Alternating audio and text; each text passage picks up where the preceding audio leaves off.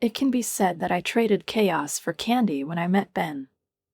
My days used to be filled with managing disasters and cleaning up corporate messes, where every morning began with a mountain of unresolved problems. I knew what it meant to be anxious and exhausted. Working myself to the bone, I had grown used to the noise of city offices and the rigid deadlines that tolerated no delay. I was a master of organization, but it all felt hollow and unreal, like a paper fortress ready to collapse at the slightest gust of wind. Then Ben came along, and with him, something different. I never thought that something as simple as a candy shop could be a place where I would rediscover myself. But as it turns out, love, like a good sweet, can cover everything else, dissolving the weight of worldly worries. Before I even realized it, I found myself knee-deep in sugar, spices, and all things nice at Sugar Haven, Ben's family confectionery. It was a place full of coziness and sweet aromas where I finally started to breathe freely. There was no room here for business talks filled with harsh numbers and corporate intrigues. Here, there was only the joy of work and the happiness of those enjoying the fruits of your labor. Soon, I took over the shop's finances, and as is often the case in success stories, results followed. We began to see tangible progress. I found myself reviewing sales reports more often, discussing strategies with Ben, and keeping a close eye on the growing numbers. Selling chocolate was a joy, and selling it alongside someone who truly loved the craft was even more exciting. Everything was falling into place as it was meant to. "Good morning, love," Ben greeted me as I walked into the shop, the morning air heavy with the sweet scent of fresh pastries, his smile infectious. Despite the stress, there was something soothing in his gaze. It was a reminder of why I was here in the first place. This was my space, my world, and I felt it deeply. I replied while scanning invoices and reports, trying to maintain a positive outlook despite the slight heaviness I felt from all the numbers and paperwork. "Sales are up this month. The new chocolate line is a hit," I said, my eyes still on the papers. Ben shrugged, his manner just a bit too nonchalant. "Yeah, well, that's all there is, right? Mom still thinks I'm the candy king," he smirked. I could tell his words weighed on him more than he let on. He said it with light sarcasm, but there was something else behind it. He was confident in our success, but like me, he felt the weight of more than just the business on his shoulders. And then she appeared. Linda Waltz, Ben's mother, the embodiment of relentless perfection and veiled disdain. Everything about her, from her impeccably styled hair to the way she carried herself, screamed control. "Benjamin, my boy, you've outdone yourself. The shop looks wonderful," she beamed, patting her son on the back. But then her gaze shifted to me. Something cold and appraising flashed in her eyes, and her lips tightened slightly. "Anna's still playing shopkeeper," she said, and there was something in her tone that made me flinch. "Indeed," I sighed quietly. "Good morning, Linda, and yes, playing shopkeeper keeps us in the black," I replied, holding back my irritation. The day was just beginning, and the last thing I wanted was to give her the satisfaction of seeing me rattled. She waved a hand dismissively as if brushing me off and continued, "Numbers, numbers. You should leave that to the accountants and help my son with the real business." Her eyes sparkled with that familiar blend of disdain and condescension. Before I could respond, Ben stepped in. He positioned himself between us, and I felt his arm gently wrap around my waist. It was his silent way of expressing support, showing me he was on my side. "Mom, Anna's doing more than fine. We're thriving because she's got a head for business," he said, not looking at her, and I felt an inner sense of relief. He was on my side. And that was enough. Linda scoffed, clearly unconvinced, but she seemed to let it go. She was ready to continue her monologue, but there was one unspoken truth beneath her words: "As long as my boy is happy." "I suppose that's what matters most," she said, her voice carrying that signature mix of refined confidence and perhaps a hint of envy. And with that, she moved to the other side of the shop, presumably to find some new way to remind us of her presence. Linda had a way of filling a space with her dominant personality, like a cloud blotting out the light. Ben tightened his hold on my side, whispering softly, "Sorry, don't let her get to you." I shook my head, trying to muster a smile. "I'm not going to. Let's just focus on the shop, okay?" And we did focus. Day by day, Sugar Haven became more than just a candy store. It was our little corner of happiness, our own small paradise, or so I thought. But everything changed. I started noticing how things were beginning to crumble, slowly and imperceptibly. Deliveries became more frequent, but instead of sweet aromatic spices and sugar, I was increasingly finding boxes with flashy price tags and items that had nothing to do with confectionery. It made my stomach turn. I remember one evening, after I had locked the cash register, Ben approached me with a box in his hands. "What's that?" I asked, eyeing the shiny packaging. He unpacked it with an excited look on his face, like a child on Christmas morning. "Oh, it's the new phone I ordered," Ben said with a grin, carefully tearing open the packaging. I raised an eyebrow, unable to hide my doubt. Don't we have other things to prioritize in the budget? Like a new mixer? Or at least fixing the sign out front? Behind him, the old mixer made a strange whirring noise, threatening to break down completely. Ben brushed me off with a wave, his attention entirely consumed by something he deemed more important, his new toy. "It's fine, Anna. We need to treat ourselves sometimes, you know," he said, his gaze fixed on the phone screen. Part of me wanted to argue. To remind him that we were walking a fine line, that the shop's finances were already starting to strain. But I held my tongue. It wasn't just about the phone. Linda, his mother, as usual, was putting on a performance, making sure we all knew that, for her, the world was a stage. Last week, she had strutted through Sugar Haven as if it were her personal runway. Dressed in a new floral dress, she twirled in front of us, glowing with pride and waiting for our reactions. "Anna, look at this dress. Isn't it lovely?" Linda spun, catching our gazes as if her new outfit were more important than our business. "It's nice," I said, trying to keep a neutral tone, though inside, frustration bubbled. Weren't we supposed to be saving money to fix the sign, not splurging on a dress that cost more than our daily earnings? Linda smirked and patted Ben on the cheek. "Nonsense. The shop is doing great." Ben, seated at the computer and only half listening, just nodded. "Yeah, we're doing great," he said with a light sigh, but his words didn't convince me. I looked at Ben, and it was clear, he didn't take my concerns seriously. He didn't understand how hard it was for me to watch us lose money month after month, while he kept spending it on frivolous things. I tried again when we sat down to review our finances. Maybe we should set a budget for personal expenses? But he looked at me as if I had suggested selling the shop and joining a circus. "Come on, Anna, we're not that bad off. And this isn't like you, being stingy," he said, almost mockingly. It stung. He didn't get it. This wasn't about being stingy, it was about being smart, sensible, thinking about Sugar Haven's future. But Ben kept scrolling through his phone as if he hadn't heard me. I watched him, flipping through pages for something else to indulge in, while I sat there, unable to shake the feeling that we were losing something more valuable than that expensive phone or Linda's dress. "You worry too much," he said, not even looking up from the screen. "Everything will work out." Everything changed when Linda decided to bring in extra help. It was a Tuesday, inventory day, and I was knee-deep in organizing our latest batch of candies and checking jars. I remember that day vividly because the tension was already high, and evening was approaching fast. As I stood behind the counter, focused on counting stock, Linda walked in.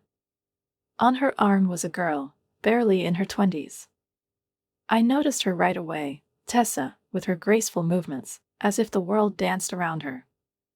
I didn't know why, but it irritated me instantly. Anna, this is Tessa, Linda announced with the grandeur of someone introducing a royal family member. Tessa, darling, this is Anna. She's my son's assistant. I wiped my hands on my apron, trying not to show my irritation, and extended my hand with a hint of surprise. Nice to meet you, I said, but questions were already swirling in my mind, and an inner voice warned me something was off. You're Tessa? I asked, deciding to clarify things immediately. Actually, I'm the co-manager here. Tessa smiled, but her eyes lacked genuine interest, and I felt a pang of discomfort. I've heard so much about you, Anna.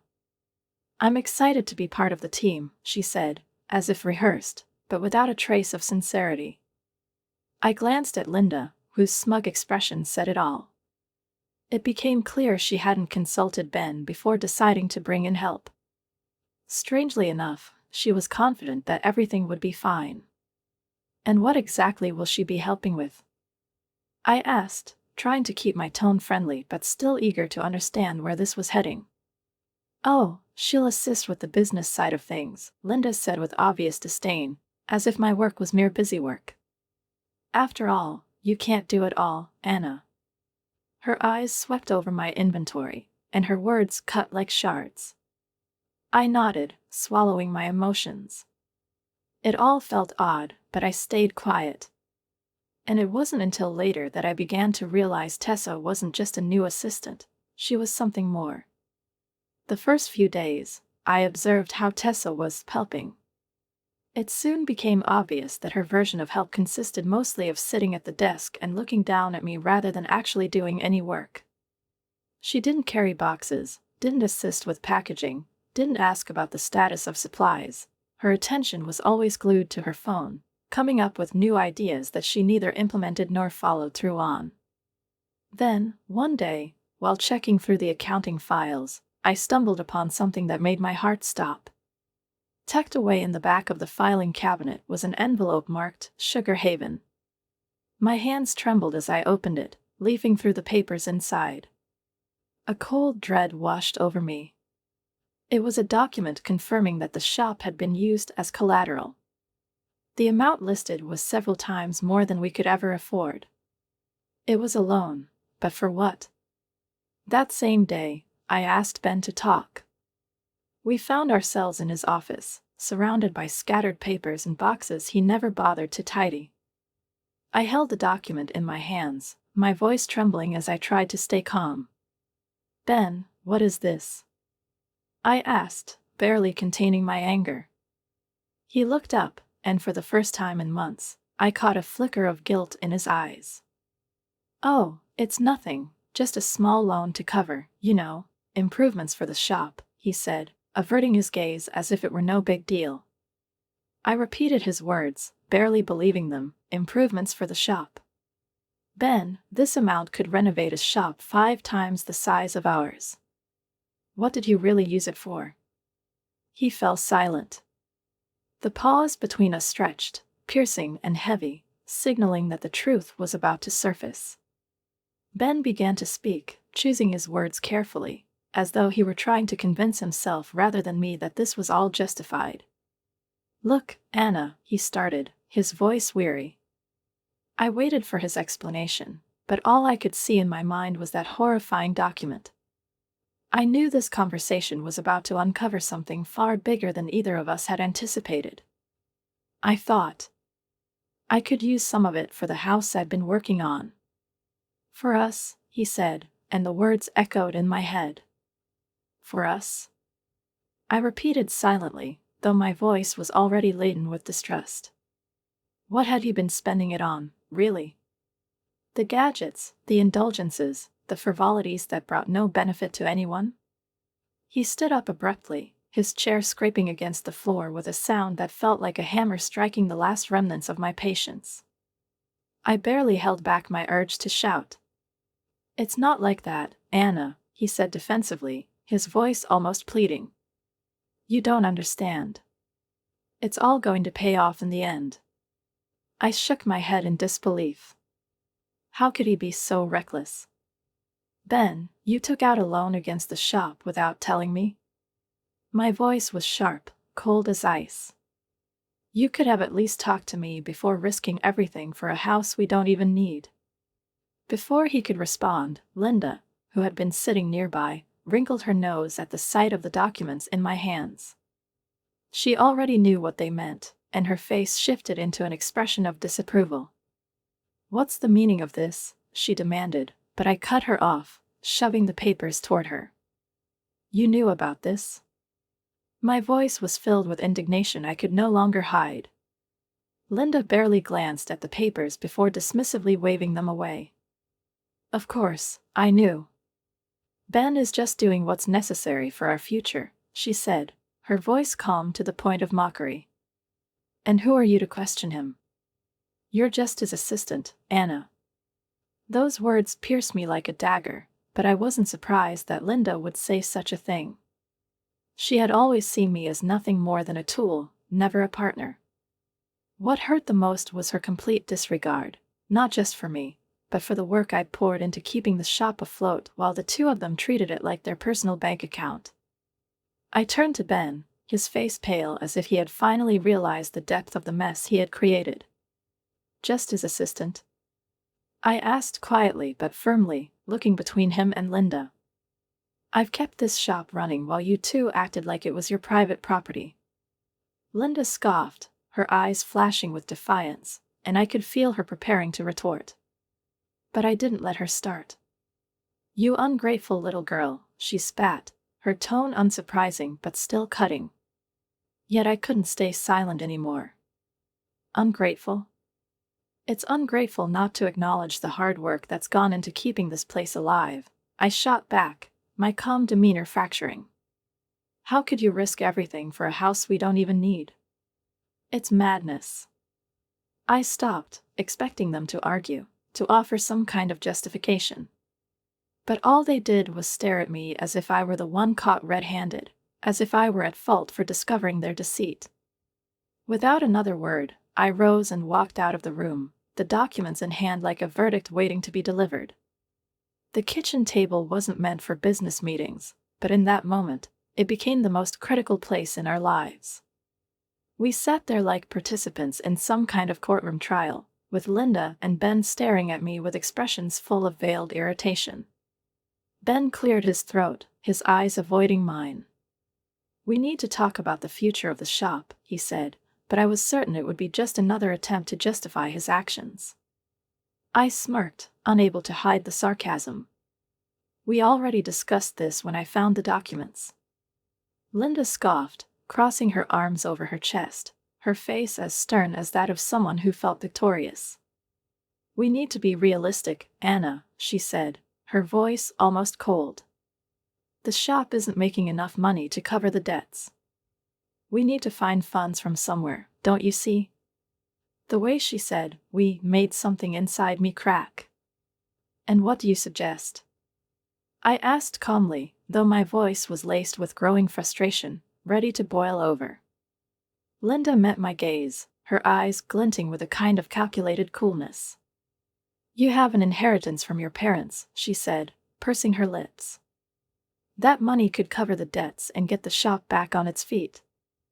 I stared at her, and for a moment, it felt like I was speaking to a stranger, not the woman whose son was my husband. A storm brewed in my chest.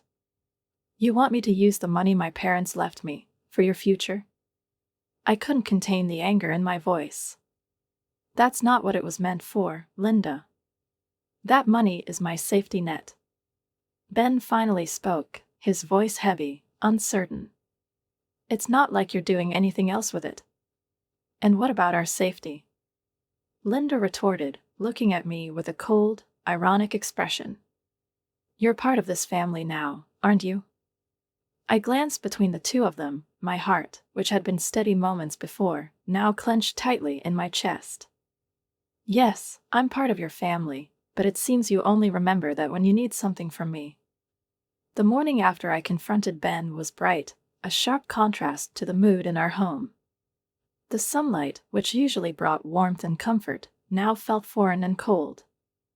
I sat at the table, staring out the window. My mind was quiet, but the silence was heavy, like a blanket too suffocating to lift, hiding only memories of what I wished had never happened. I replayed Tessa's words in my head, her pathetic excuses. How foolish she looked, her eyes wide with a childlike fear, not of the consequences but of being caught. I had been in her place once.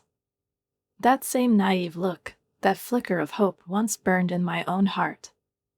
Now, I couldn't believe I was on the other side. Ben, his helpless face and faltering voice, stood before me like a child who knew he had done wrong but couldn't bring himself to admit it. I didn't want to listen to him. He still clung to the hope that I could forgive him, that his words could undo what had been done. But I no longer had the strength or the desire. I remembered how we started, how I had believed in us. I had poured my heart and soul, my work, my dreams for the future into this business. We weren't just building a confectionery, we were building something personal, something meaningful. And now, it had all vanished, like a soap bubble about to burst. I stood, not waiting for him to finish his excuses. The sound of my footsteps echoed in the empty kitchen. I walked to the cupboard, grabbed a mug, and poured myself some coffee. My hands were cold, trembling, but I couldn't stop them. How much longer would I endure this pain? And why? Why did I keep letting people bring disappointment, betrayal, and lies into my life? As I sat down, I felt the tears welling up. But I didn't let them fall. I held them back because I knew that if I started crying, I wouldn't be able to stop. I couldn't afford to break down. I had to act. But how? What mattered now was not to back down, not to let my world collapse again. I needed to find the strength to take control of my future. I couldn't just be a wife or an assistant anymore. I was Anna, a woman who could and must decide how to live her life. I gathered all my thoughts into a single point and made a decision. This wasn't the end. I would survive. And I would make sure none of these foolish mistakes destroyed me. I stood, zipped up my jacket, and prepared to leave. I needed to clear my head, to be alone, to figure things out. At the door, I paused, listening to the silence. Ben sat in the kitchen, unmoving, his gaze fixed downward. He knew I was leaving, that we couldn't go back to the way things were. But this was my move. My path. And I had to take it. I spent the night at my own apartment, the one I had been renting out, trying to escape the reality I had built for myself. Time dragged painfully slowly, but every moment bore the weight of something I couldn't shake off. I couldn't run forever. But in that silence, among forgotten things and abandoned memories, I came to a simple realization. I no longer wanted to be part of any of this. As I sat at the kitchen table, utterly alone and exhausted, my phone buzzed, breaking the fragile silence. Ben's name flashed on the screen. I didn't want to read it, didn't want to know, but curiosity won, as it often does when you can't shake the feeling of something unresolved. He had sent me a photo of a bank notice addressed to him. Beneath the image were the words, "Final notice. Immediate payment required." And below that, he had written, "We need to talk." I felt nothing but emptiness. It was like another reminder that I was stuck in this swamp with no way out. But I replied. Not because I had hope, but because some part of me demanded closure to this story. When I arrived at the confectionery, Ben and Linda were already there. They paced the room like caged animals, scrutinizing everything with suspicion, unsure of how to handle the reality closing in on them. Linda noticed me first, and her face immediately soured, turning sharp and irritated. I said nothing, simply stepped inside and stood, meeting her gaze without wavering. "You wanted to talk?" I asked, my tone cold, making no effort to mask my detachment.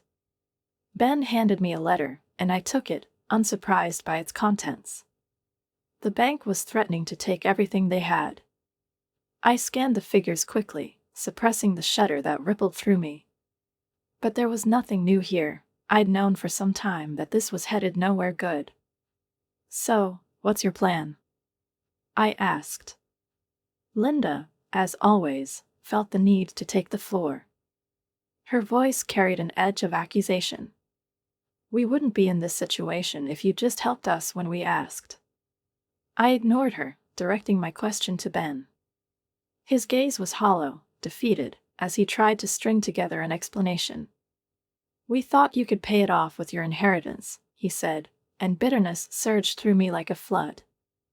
I let out a bitter laugh. I told you I wouldn't do that without a share in the business. Linda stepped forward, her face tightening.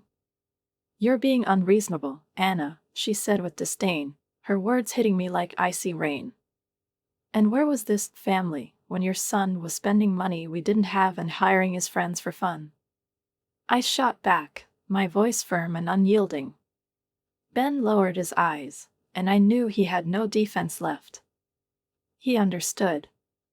I wouldn't let him play the family card when it suited him. With sudden determination, Linda declared, "Fine. If you're not going to help, you're fired."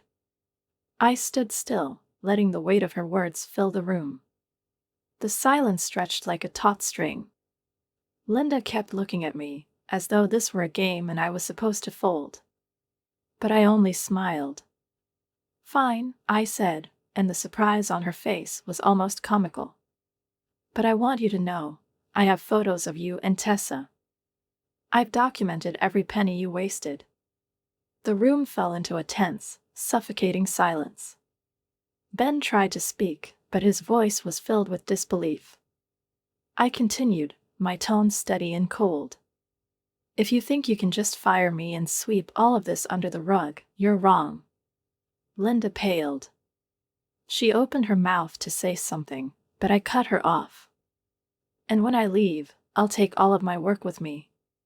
You can explain to the bank why the business collapses without the person who's actually been running it." I turned and walked toward the door, leaving them behind in a silence so heavy it felt like a physical weight. Months had passed since I last stepped into Sugar Haven, and it all felt as distant as the time when I was truly happy. Life had taken on a new shape, a new normal. I was buried in paperwork and conversations in a world where survival was the primary goal, where every step was hard-earned. I no longer smelled sugar and spices. I'd accepted that I had to move forward, and perhaps, in this new world, I would finally find my path. Sitting in my new office, the stark contrast with the cramped back room of the confectionery was almost maddening. There were no lingering scents of freshly baked pastries, no quiet chatter among staff, none of those friendly yet exhausting conversations about life that used to fill the space. Here, there was only the muted echo of tall walls, the soft hum of modern lights, and a pervasive emptiness that refused to leave me. Time felt slower, almost stagnant. Everything had changed, and there was no going back. I was no longer the Anna who stood behind the counter, smiling as I greeted every customer and shared my latest culinary creations. Now, I was a professional, a crisis manager solving other people's problems but not my own. The silence was broken by the ring of my phone. I glanced at the screen and saw Claire's name. A former employee of the shop and the only one I'd stayed in touch with. We'd exchanged a few emails and the occasional call, but I'd avoided talking about the past. Memories of Sugar Haven, my little haven of happiness, were still too painful. Yet I picked up the call, knowing there was never deceit in her voice. "Hi, Claire. How are you?" I greeted cautiously. Her voice immediately carried a note of pity, as it always did when the shop came up. "It's bad, Anna. We closed the shop last week, and now the bank isn't giving us any chances. They took the house too. It's all gone." She sighed, and her words pierced straight into my heart. I leaned back in my chair, trying to process what I felt. Unexpectedly, a wave of relief washed over me, the weight I hadn't realized I was carrying suddenly lifted. I had foreseen this outcome long ago, and now, nothing could surprise me. "I've seen Ben and his mother," Claire continued, her words tinged with uncertainty. Things aren't going well for them. There are rumors they've moved in with an aunt. No one's seen them around. Thanks for letting me know, I replied, trying to keep my emotions hidden. I didn't want to think about them. Too much bitterness, too many regrets. A pause hung between us. Claire seemed to be searching for the right words to continue the conversation, but instead, she said, "Anna, everyone knows you were the heart of that place. We all understand that none of it would have existed without you." Her words stirred a gentle sadness in me, but I didn't want to dive back into those memories. "Thank you, Claire. That means a lot to hear," I responded with a faint, bittersweet smile. I was no longer the person who could look back. I had carved out a new path for myself, one that didn't include my old life. "How about finding a new job?" she asked, as though trying to suggest some way forward for me. "I already have," I said, feigning confidence.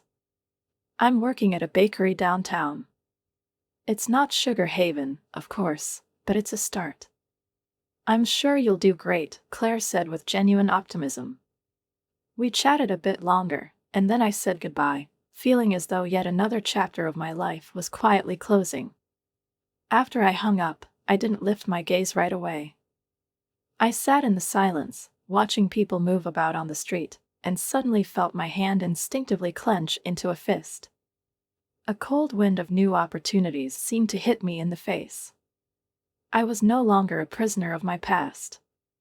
I wasn't the woman I'd been months ago, desperate and shackled by failures and lost chances. There was a knock at the door, and my assistant, Lena, peeked in. "You're here already, Anna." "The clients are waiting," she said with a smile, though there was a hint of concern in her eyes. "Thank you, Lena. Please show them in." I stood, shaking off the remnants of nostalgia and focusing on the task ahead. I needed to be who I was now, a crisis manager. The couple I was expecting was already seated at the table. The man looked tense, the woman a bit lost, but I noticed a flicker of hope in her eyes. As is often the case, the polished exterior masked real problems they couldn't or wouldn't discuss with anyone else. "We've heard so much about you, Anna," the wife said, and her words felt like a weight settling on my shoulders. "Everyone says you're the best crisis manager in town." I smiled, and this time it wasn't empty. It wasn't just polite acceptance of a compliment. I knew I had to do everything I could to live up to that reputation. "I'll do my best to earn your trust," I replied with complete confidence. "Now, tell me about your business, and let's see how we can turn things around." As they began sharing their story, I listened intently, already forming strategies in my mind. I immersed myself in their narrative, diving into a new world where there was no room for emotions or regrets. This was my world now, and in it, every problem was an opportunity. I understood that every crisis could be transformed into a chance. The meeting lasted longer than I'd expected, but by the end, their anxiety had given way to hopeful smiles. We discussed potential paths forward, and they left with renewed purpose and confidence that they could face their challenges. Left alone in my office, I turned to my desk and looked at the documents spread before me. This was my new beginning. For the first time in a long while, I felt a lightness in my chest. I no longer needed to be tethered to the past.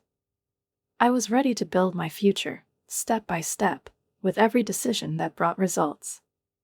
Sometimes, the sweetest fruits come after the bitterest trials.